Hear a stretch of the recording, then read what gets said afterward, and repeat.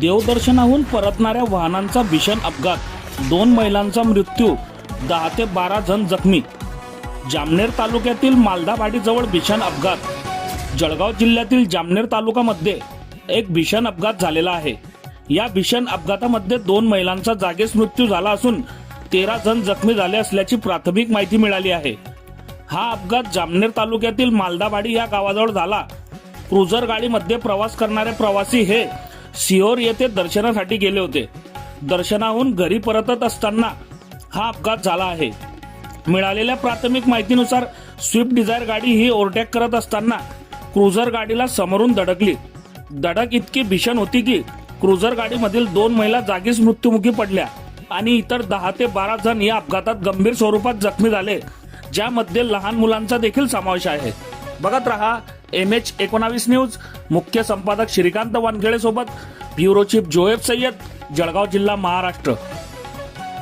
उपजिल्हामधून रुग्णालयामधून आमचे CMO doctor Prashant Mahajan sir यांना अपघाताची खबर लागली. त्यात जवळपास 10 ते 12 रुग्ण अपघातग्रस्त झाले आहे अशी खबर सामाजिक कार्यकर्ते आणि पदाधिकाऱ्यांच्या मार्फत मिळाली. तात्काळ आम्ही पूर्ण उपजिल्हा रुग्णालय परिवार तिथे उपस्थित राहिला. 3 ॲम्ब्युलन्स उपलब्ध करून दिल्या. जवळपास 12 रुग्ण आपल्या दवाखान्यात दाखल झाले. त्यातील 2 जणांना पायाला फ्रॅक्चर होते. त्यांना थोडे कास्ट करून प्रथमोपचार देऊन जळगावला रेफर करण्यात आले. आणि एक महिला होती, त्यांना डोक्याला मार होता. त्यांना स्टिच घेतले आणि CT स्कॅनसाठी जळगाव येथे रवाना केले. नंतर थोड्या वेळाने दुसऱ्या ॲम्ब्युलन्समध्ये कमलाकर भाऊंनी 2 महिलांना घेऊन आले. त्यांना आम्ही चेक केल्या असता त्या दुर्दैवाने घटनास्थळीच मृत होत्या. त्यांच्या नातेवाईकांना संपर्क करण्याचा प्रयत्न सुरू आहे. प्रथमदर्शनी ते नाशिक विभागातले असल्याचे समजत आहे. एकूण अपघातात किती मृत्यू आहे आणि किती जखमी आहेत? अपघातामध्ये एकूण आपल्या उपजिल्ह्यामध्ये जे 2 दाखल झाले ते मृत्यू आहेत आणि 12-14 रुग्ण जवळपास दवाखान्यात आलेले होते.